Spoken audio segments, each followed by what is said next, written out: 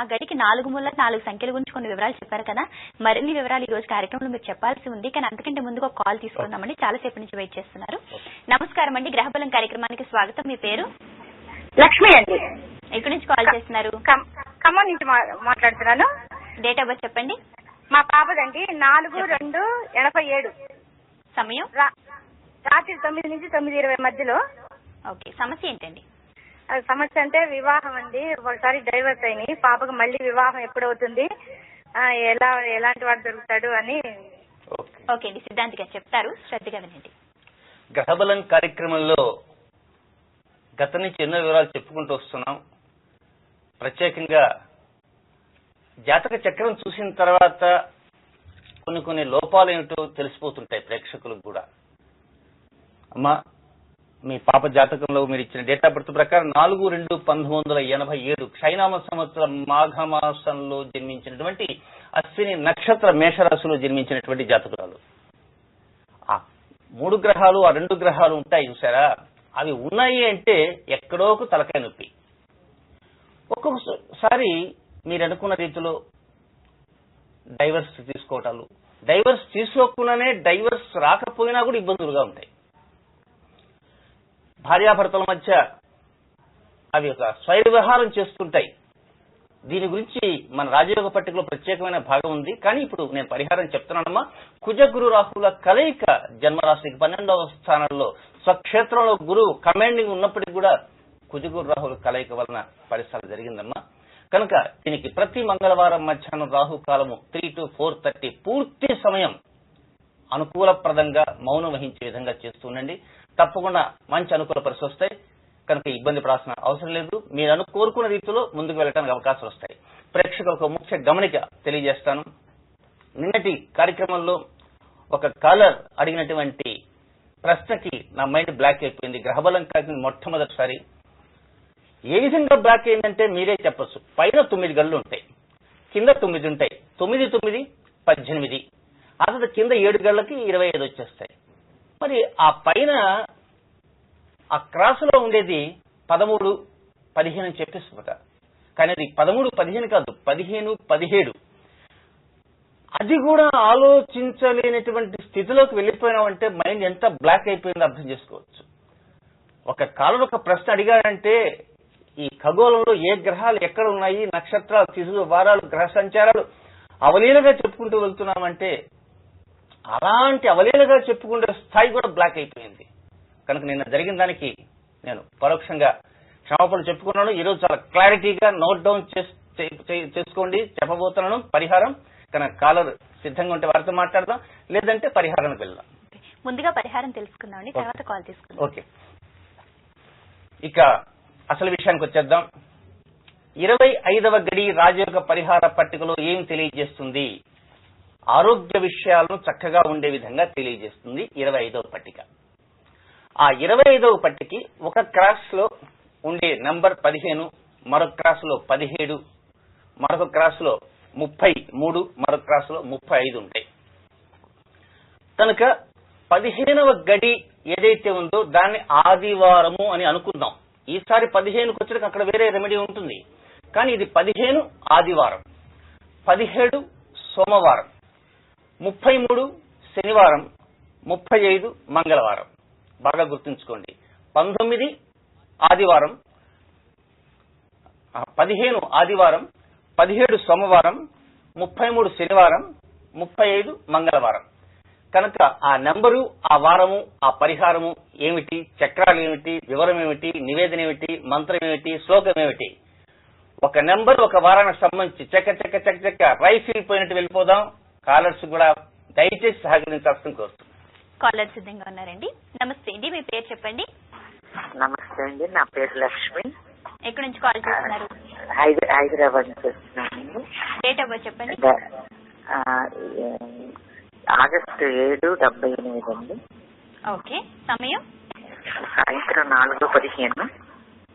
Okay అండి, సమస్య ఏంటండి లక్ష్మి గారు? బాబుకి ఉద్యోగం లేదండి, ఏముంటాయి జిల్లా సక్సెస్ కావట్లేదు, వివాహం కాలేదు, ఇంకా ఏం లేదండి ప్రస్తుతం. ఏదో చిన్న ఉద్యోగం చేస్తాడు కానీ ఇప్పుడు లేదు, ఆగి. ఓకే ఓకే, ప్రెసెంట్ ఖాళీగా ఉన్నారు. ఓకే అండి, సిద్ధాంత్ గారు చెప్తారు, శ్రద్ధగా వినండి. మా దిగులు చెందకండి, మంచి అనుకూల పరిస్థితులు అతి త్వరలో రాబోతున్నాయి. గ్రహబలం కార్యక్రమం లైన్ కలిసింది అంటే అనుకూల పరిస్థితి దగ్గరకు వచ్చేసింది అనుకోవాలి. కాలయుక్తనామ సంవత్సరంలో 78 శ్రవణ మాసంలో జన్మించినటువంటి ఉత్తర హస్త నక్షత్ర కన్యారాశిలో జన్మించినటువంటి జాతకుడు. జన్మరాశికి ఇటు అటు, జన్మరాశికి 2వ స్థానం ధనస్థానం అంటాము, జన్మరాశికి 11వ స్థానం అంటే జన్మలగ్నం నుంచి కూడా అలాగే, కానీ జన్మరాశి నుంచి మనం చెప్పుకుంటూ వద్దాం. అటు ధనస్థానానికి ఇటు లాభస్థానానికి, లాభం కావాలంటే ధనం రావాలి, ధనం ఉండాలంటే లాభం రావాలి. ధనం లేకుండా ఖర్చు అయిపోతుందంటే నష్టం ఉన్నట్టు. కానీ ధనస్థానానికి, ఉద్యోగ స్థానానికి, లాభస్థానానికి ఈ మూడింటికి లింక్ ఉంటుందని గతంలో మనం చెప్పుకున్నాం. ఒక్కోసారి ఆ లింక్ అనేది అప్పుడప్పుడు కట్ అయిపోతుంటుంది, నేను నాకు మైండ్ బ్లాక్ అయినట్టుగా. కనుక ఆ విధంగా కట్ కాకుండా ముందుకు వెళ్లేటువంటి రోజులు అనేటువంటివి వచ్చే సంవత్సరం మార్చి నెల 2వ వారం తర్వాత నుంచి, 2వ పక్షం నుంచి ప్రారంభమవుతుంది, అంటే 15వ తేదీ తర్వాత నుంచి. కనుక దిగులు చెందకనమ్మా, ధైర్యంగా ఉండి, ఏడునాటి శని ముందేని భయపడద్దు. మంచి అనుకూల పరిస్థితులు కూడా 2013 మార్చి నెల 2వ వారం తర్వాత ప్రారంభమవుతాయి. సిద్ధాంత్ గారు, మరి 15, 17, 33, 35 అని చెప్పారు. ముందుగా 15 ఆదివారం నుంచి తెలియజేస్తారు. ఓకే, ఇక 15వ గడి ఆదివారం. ఇక ఆ గడి సంఖ్య మనకు ఎందుకు అంటే కేవలం ఎన్నిసార్లు చెయ్యాలి అని చెప్పడానికే ఆ గడి, అంతమించి ఎందుకు పనికిరాదు. ఆ గడి దగ్గరికి వచ్చిన ఆ గడి ఏం చెబుతుంది, ఆ గడి చెప్పే పాఠం ఏమిటి, ఆ గడి చెప్పే కథలు ఏమిటి అనేది అవతల మనం మాట్లాడుకుందాం. ఇప్పుడు 15 సార్లు చేసేటువంటి మంత్రం కావచ్చు, శ్లోకం కావచ్చు, ఆదివారం నాడు. ఇంతకీ ఆదివారం నాడు 2 చక్రాలున్నాయి. ఆ 2 చక్రాల్లో ఒకటి మూలాధార చక్రము, రెండవది ఆజ్ఞా చక్రము. ఈ మూలాధార చక్రము అంటే శరీర దారుఢ్యం కావచ్చు, ధాతువులు కావచ్చు, ఎముకలు కావచ్చు. అలాగే ఆజ్ఞా చక్రం ఏంటంటే మనో నిశ్చలత, మైండ్ ఒక చోట ఉండదు, రకరకాలుగా తిరిగి వస్తుంటుంది. అలాగే ఎముకల క్షీణింపు, దీనికి సంబంధించిన రుగ్మతలు గల వారంతా కూడా ఏం చేయాలి అంటే ఆదివారం నాడు ఆ పరిహారం అనేటువంటిది పాటించాలి. ఎలా పాటించాలి? మూలాధార చక్రానికి సంబంధించినటువంటి రుగ్మతలు ఉన్నటువంటి వారు కట్టె పొంగలి నివేదన సమయం మధ్యాహ్నం లోపలనే. ఇక దానికి సంబంధించినటువంటి లలితా సహస్రనామంలో ఆ శ్లోకాలలో నెంబర్ చెప్తాను, నోట్ డౌన్ చేసుకోండి. 106 మరియు 107 మొదటి లైన్ మాత్రమే. 106 మరియు 107, 106, 107 దీనిని 15 సార్లు పఠించి మీరు తయారు చేసినటువంటి కట్టె పొంగల్ని సూర్య భగవానుడికి నివేదన చేసి ఆ తర్వాతనే మీరు స్వీకరించండి ప్రసాదంగా. కట్టె పొంగలి నివేదన 15 సార్లు. ఇది శ్లోకం. మంత్రం కావాలి అనుకున్నటువంటి వారు ఓం సాకిని శృత్యై నమః స్వాహా స్వధా మతిర్మేధ శృతి స్మృతులు కదా, అందులో శృత్యై, ఓం సాకిని శృత్యై నమః. ఇక ఆదివారం నాడే ఆజ్ఞాచక్రానికి సంబంధించినటువంటిది ఉంది. ఎముకల క్షీణింపు, మనసు నిలకడలేకపోవటం, మనసు నిలకడలేక పిచ్చి పిచ్చి పనులు చేస్తుంటారు. ఇలాంటి వారు కూడా ఆదివారం నాడు 15 సార్లు పఠించవలసినటువంటిది ఉంది. అది 107వ శ్లోకంలో 2వ లైను, 107వ శ్లోకంలో 2వ లైను ఆజ్ఞా చక్రాబ్జ నిలయ అని ఉంటుంది. అక్కడి నుంచి ప్రారంభం చేసి 107వ శ్లోకంలో 2వ లైను, 108వ లైను, 108లో 2వ లైన్లు, మొత్తం 3 లైన్లు. దాంతో పాటు మరొక నామం ఏమిటి అంటే ఓం హాకిని స్మృత్యై నమః, సాకు మావత్తు, స్మృత్యై నమః. ఇక ఈ ఆజ్ఞా చక్రానికి నివేదన పులిహోర. చివరిలో మరొకసారి చెప్పడానికి ప్రయత్నం చేస్తాను. కాలర్ సిద్ధంగా ఉన్నారండి. నమస్తే అండి, మీ పేరు చెప్పండి. నా పేరు కోటేశ్వరి అండి. ఎక్కడి నుంచి కాల్ చేస్తున్నారు? గుంటూరు నుంచి కాల్ చేస్తామండి. డేట్ ఆఫ్ బర్త్ చెప్పండి.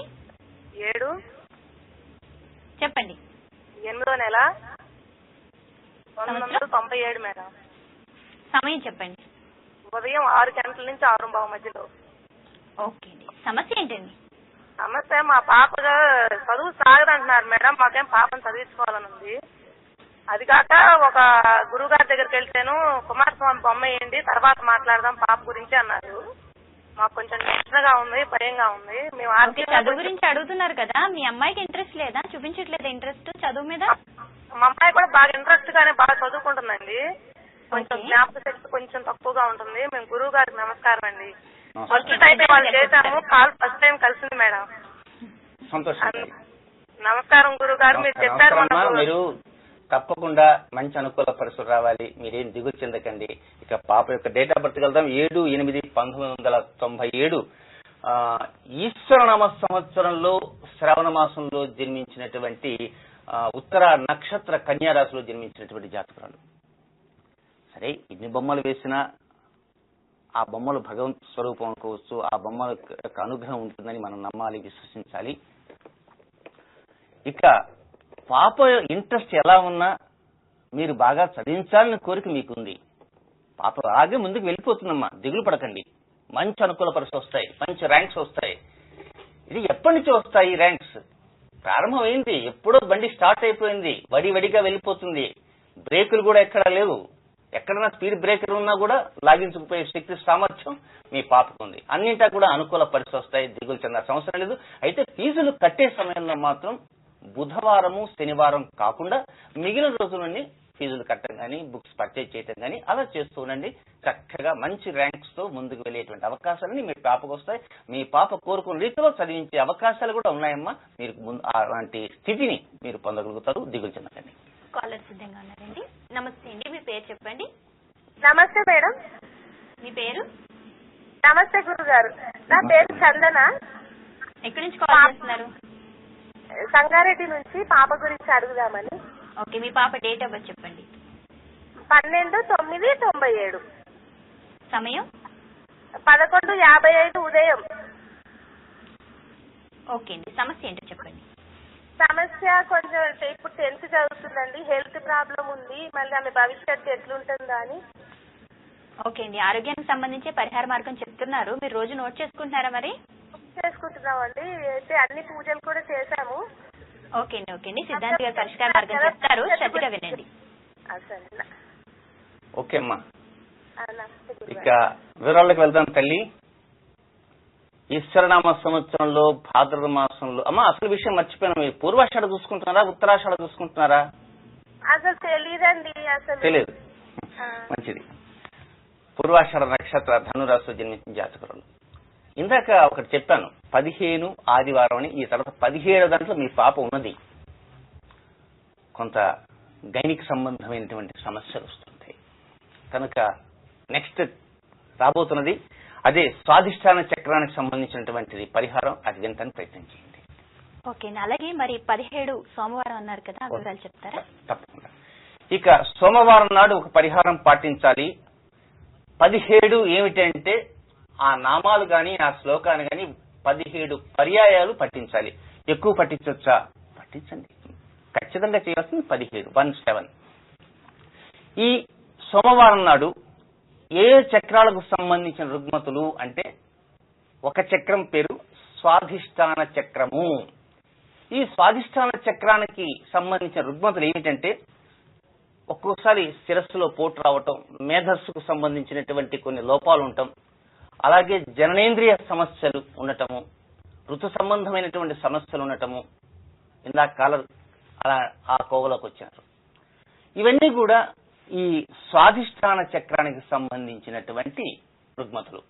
ఈ స్వాధిష్టాన చక్రానికి సంబంధించిన రుగ్మతతో ఉన్నటువంటి వారు దద్దోజనం, పెరుగుతో చక్కగా పెరుగన్నం తయారు చేసుకోవాలి.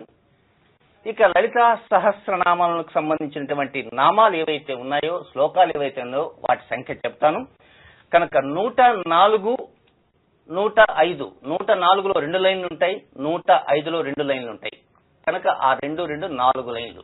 మొత్తం ఎన్నిసార్లు చదవాలి? 17 సార్లు చదవాలి. మేము శ్లోకాలు చదువుతాం, నామాలు చదువుతామంటే చక్కగా చదవండి. శ్లోకాలైనా 17 చదవండి, నామాలైనా 17. ఇక నామానికి వచ్చేద్దాం. ఓం కాకిని మేధాయై నమః. ఓం కాకిని మేధాయై నమః. ఇది సోమవారం. ఎన్ని సోమవారాలు? 40 మాసాలు. శిరస్సు నందు పోటు గాని, లోపాలు గాని, మేధస్సుల లోపాలు గాని సహజంగా భవిష్యత్తులో కూడా వస్తుంటాయి కనుక ఇప్పుడు చేసిన వల్ల తప్పు అంటూ ఏమి కాదు. అలాగే 17వ సార్లు చేసేది సోమవారం నాడు మరొక చక్రం ఉంది. అది మణిపూరక చక్రము. ఆ మణిపూరక చక్రానికి సంబంధించిన రుగ్మతలు ఏమిటి అని అంటే కండరాల యందు నొప్పులు ఉండటం, పోటు ఒకటే తీపి ఉంటుంది. అలాగే ఈ మాంసం ఏదైతే ముద్దలు ఉంటాయో ఒక్కోసారి ముద్దలుగా ఒక్క చోట మాత్రం విపరీతంగా పెయిన్ఫుల్ గా ఉంటుంది. కనుక దీనికి సంబంధించినటువంటి రుగ్మతలు. కనుక ఈ చక్రం పేరు మణిపూరక చక్రం. బెల్లపన్నం, బెల్ల పొంగలి, బెల్లపన్నం. ఈ బెల్లపన్నాన్ని తయారు చేసుకొని దానికి సంబంధించిన శ్లోకాలంటూ ఉన్నాయి గనక ఆ శ్లోకాలు 102, 103 లలితా సహస్రనామంలో 102, 103, 102లో 2 లైన్లు, 103లో 2 లైన్లు, ఈ 4 లైన్లు 17 సార్లు చదవండి. ఇక నామం కావాలనుకున్న వారు ఓం లాకిని మత్యై నమః, ఓం లాకిని మత్యై నమః. ఇది సోమవారం నాడు మాత్రం చేసేటువంటిది. తర్వాత కాలతో మాట్లాడతాం.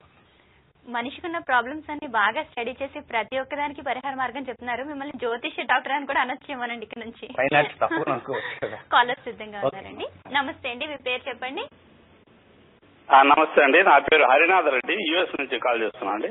ఓకే, డేట్ ఆఫ్ బర్త్ చెప్పండి. 4/3/64. సమయం సాయం 5-5:30 మధ్య అండి. ఓకే అండి, సమస్య ఏంటో చెప్పండి. నాకు మ్యారేజ్ అయ్యి 15 years అయింది, అయినా పిల్లలు లేరండి. తర్వాత ఆరోగ్య పరిస్థితి, తర్వాత ఫైనాన్షియల్ గా ఎలా ఉంటుంది భవిష్యత్తు తెలుసుకోవాలండి. తప్పకుండా తెలుసుకోవచ్చు. సిద్ధాంత్ గారు చెప్తారు, శ్రద్ధగా వినండి. ఓకే అండి. శోభకృతనామ సంవత్సరంలో వైశాఖ మాసంలో పాల్గొన మాసంలో జన్మించినటువంటి విశాఖ నక్షత్ర జాతకుడు. ఇక పరిహార రాజయోగ పట్టికలో 50వ గడి గురించి మీరు అడిగారు. ఆ 50 గడులకి త్వరలో రాబోతున్నాం. ఒక 2-3 రోజుల్లోనే 50 గడులకు ఎంటర్ అయిపోతున్నాం. 25వ గడి నుంచి ఒక్కసారి 50 గడులకు జంప్ చేస్తాం. ఇంతదాకా చెబుతుంది 25వ గడి, కానీ ఆ మూల గడుల గురించి అనుకోవద్దు. 50వ గడి ఆ మధ్యలో ఉంది కదా, దాని కింద గడి వచ్చేస్తాం. కనుక అతి త్వరలోనే ఆ గడి గురించి వివరాలు చెప్పబోతున్నానండి. మీరు ఆ గడి గురించి వివరాలను విని ఆ తగిన విధంగా పరిహారాన్ని పాటించండి. ఒక 3 రోజుల్లో అది ప్రారంభం చేయబోతున్నాను. సంతానానికి సంబంధించినటువంటివి, సంతానం ద్వారా డెవలప్మెంట్ అయినవి, సంతానం ద్వారా అధపాతాళానికి పోయినవి, ఒక మంచి స్థాయిలో ఉంటారు. ఒక ఐఏఎస్ ఆఫీసర్ గారు కొడుకు చేసినటువంటి చిన్న పనికి ఆయన ఉద్యోగం ఊడిపోతుంది. గతంలో కూడా ఒకసారి చెప్పాను, ఒక ఐఏఎస్ ఆఫీసర్ గారు కొడుకు పెళ్లి చేశాడు. కోడలకి కొడుక్కి మధ్య ఏదో చిన్న ఇబ్బంది వచ్చింది. ఆ తర్వాత కోడలు ఏం చేసిందంటే 498A అనేటువంటి చట్టం కింద వీటి మీద కేసు పెట్టేసింది. అక్కడికి వెళ్లి కనీసం కొద్ది గంటలు ఉంటే వెనక్కి రావచ్చు. దాదాపు 72 గంటల పాటు సెల్లో ఉండొచ్చారు. ఉద్యోగం ఊడిపోయింది. తప్పు ఎవరిది? ఆయనదా? కాదు. తన కొడుకు వలన 72 గంటల పాటు జైల్లో ఉండి ఉద్యోగం పోయి ఈ రోజున రోడ్డు మీద ఉన్నాడు ఆ ఐఏఎస్ ఆఫీసర్. నాకు మంచి మిత్రుడుగా పరిచయం అయ్యాడు ఈ మధ్యకాలంలో. కనుక బాధలు అనేవి సంతానం వల్ల కూడా వస్తుంటాయి. అవి 50వ గడి గురించి తెలుసుకోవాలి. ఈ రాజయోగ పరిహారాల పట్టిక కనుక మీ చేతికి వచ్చేసిందంటే చాలు, ప్రతి పరిహారం మీ అంతని మీరే చక్క చెప్పగలరు. కనుక ఈ మొత్తం 81 గడుల గురించి, పెద్ద పెద్ద గడుల గురించి ఒక 4-5 రోజులు పడుతుంటాయి. ఒక్కొక్క గడి గురించి చకచక 1 రోజులు కూడా అయిపోతుంటాయి. కనుక సంతానానికి సంబంధించినటువంటి వివరాన్ని కూడా 50వ గడి మనకు తెలియజేస్తుంది. ఓకే అండి, ప్రతి ఒక్కరికి ఆ భగవంతుడి కృప తప్పకుండా కావాలి. అమ్మవారి దయ మన మీద ఉండాలి కదా. అలాగే ప్రతి ఒక్కరికి ఆరోగ్య సమస్యలు కూడా ఉంటూ ఉంటాయి. డాక్టర్ దగ్గరికి వెళ్ళినా కూడా ఆ దేవుని కృప లేక మనం బాధపడుతూనే ఉంటాం. కనుక డాక్టర్ దగ్గరికి వెళ్లి చూపించుకుంటూనే అలాగే అమ్మవారి కృప ద్వారా మనం ఆరోగ్యం ఏ విధంగా సంపాదించుకోవచ్చని వివరంగా చెప్తున్నారు. ప్రతిరోజు శ్లోకాలు, మంత్రాలు అన్ని చెప్తున్నారు కదా. చక్కగా మీరు నోట్ చేసుకోండి, 10 మందికి చెప్పడానికి కూడా ప్రయత్నించండి. సిద్ధాంత్ గారు, మరి 33 శనివారం గురించి చెప్తారా? ఓకే. ఇక 25వ గడికి దిగువకున్నటువంటి కార్నర్స్ లోకి వద్దాం. శనివారం 33వ నెంబర్ అంటే 33 సార్లు మనం ఆ శ్లోకాన్ని చదవాలి, లేక ఆ నామాన్ని 33 సార్లు చదవాలి. శ్లోకాన్ని చదవచ్చు, నామాన్ని చదవచ్చు. ఇక శనివారం నాడు ఉన్నటువంటి 2 చక్రాలు ఏమిటి అంటే, ఆ శనివారం ఒకటి అనాహత చక్రము. ఈ అనాహత చక్రానికి బీపీ, రక్త సంబంధం, హై బీపీ కావచ్చు, లో బీపీ కావచ్చు, అలాగే హృద్రోగం, కనుక ఈ గుండె సంబంధమైనటువంటి వ్యాధులు, ఇలాంటి వారంతా అనాహత చక్రానికి సంబంధించిన పరిహారం. ఈ అనాహత చక్రానికి నివేదన పులిహోర. ఇక ఈ అనాహత చక్రానికి సంబంధించినటువంటి నెంబర్లు ఉన్నాయి. 100, 100 మరియు 101. అంటే లలితా సహస్రనామంలో 100వ శ్లోకము, 101వ శ్లోకం. దానిని 33 సార్లు శనివారం నాడు మధ్యాహ్నం లోపల పఠించి ఆ తర్వాత ఆ పులిహోర నివేదన చేసి ఆ పులిహోరను తినేయాలి. వారు మాత్రమే, పక్కవారు కాదు. వండిన పులిహోర మాత్రం ఇంట్లో అందరూ తినేసేయండి. ఇక దీనికి సంబంధించినటువంటి ఒక నామం ఓం రాకిని స్వధాయై నమః. ఓం రాకిని స్వధాయై నమః. అదే శనివారం నాడు 2వ చక్రం ఉంది, అది విశుద్ధి చక్రము.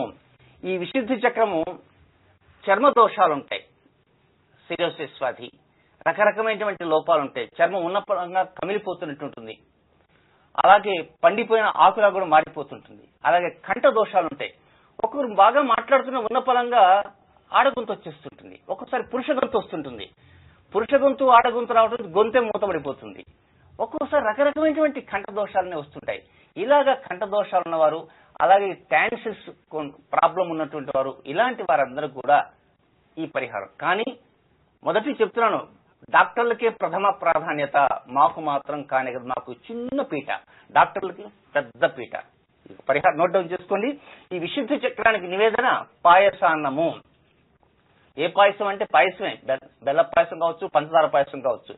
కనుక విశుద్ధి చక్రానికి సంబంధించిన శ్లోకాలు లలితా సహస్రనామంలో 98, 99, 98, 99.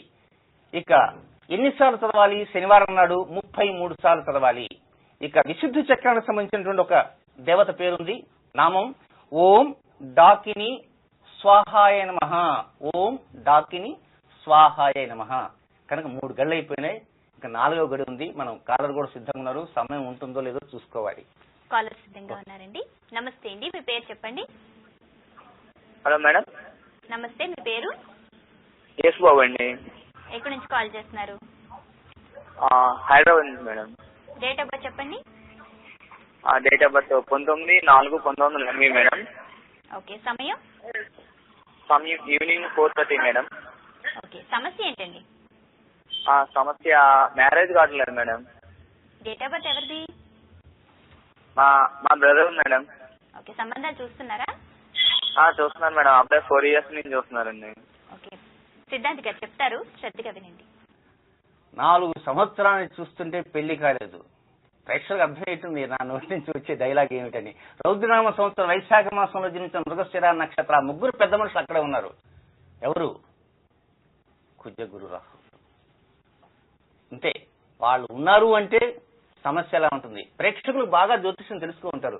కుజగురు రాహువులు మొత్తం 12 గడిలో ఏ గడిలో నుంచి ఏ గడి దాకా ఉంటే పరిస్థితి ఏమిటి అనేది మీరు తెలుసుకోవచ్చు. అయ్యా, అనుకూల పరిస్థితులు అనేవి త్వరలో రావాలి అంటే ఒక చిన్నపాటి రెమెడీ ప్రస్తుతానికి తెలియజేస్తాను ఫర్ టైం బీయింగ్. అదేమిటి రెమెడీ అంటే, చింతపండు ఉంటుంది కదా, పుల్లటి చింతపండు, అది నల్లగా ఉంటుంది, అంటే పాత చింతపండు. ఆ పాత చింతపండు మాత్రం, అంటే ఇది ప్రత్యేక మీకు మాత్రమే పరిమితం రెమెడీ అంటే, అందరికీ కాదు. ఆ పాత చింతపండుని గట్టిగా పట్టుకుని పూర్ణిమ ఏ రోజైనా రాని, వారం ఏదైనా కానీ, ఆ వారంలో రాహుకాలం ఏదైతే ఉంటుందో ఆ రాహుకాలం సమయంలో ఎడమ చేత్తో కానీ కుడి చేత్తో కానీ నిమ్మకాయ సైజులో ఉన్నంత నల్ల చింతపండు పట్టుకొని, ఆ తర్వాత వాసన కూడా చూడనక్కర్లే, అది ఎట్లా వాసన వస్తుంటుంది, నీళ్లు మాత్రం ఊరుతూ ఉంటాయి, ఊరి నీరు మింగేసేయండి, ఉమ్మకండి. ఆ విధంగా చేస్తూ ఉండి ఆ తర్వాత ఆ రాహుకాలం దాటిన తర్వాత తీసి పారేయండి. అట్లా ఒక 5 పూర్ణిమలు చేయండి, అనుకూల పరిస్థితులు వస్తాయి. ఇక చివరి గడి రేపటికి వాయిదా వేద్దాం. ఈ రోజు కార్యక్రమంలో ప్రేక్షకుల జాతక సమస్యల పరిష్కార మార్గాలతో పాటు ఎన్నో వివరాలు తెలియజేశారండి. ధన్యవాదాలు. ఈనాటి గ్రహబలం కార్యక్రమంలో మీ జాతక సమస్యల పరిష్కార మార్గాలతో పాటు పరిహారానికి సంబంధించి 3 గడులు తెలుసుకున్నారు కదా. మరి మిగిలిన 35వ గడి రేపటి కార్యక్రమంలో తెలియజేస్తారు. ఇది ఈనాటి గ్రహబలం కార్యక్రమం. రేపటి గ్రహబలం కార్యక్రమంలో మళ్ళీ కలుసుకుందాం. అంతవరకు సెలవు. నమస్కారం.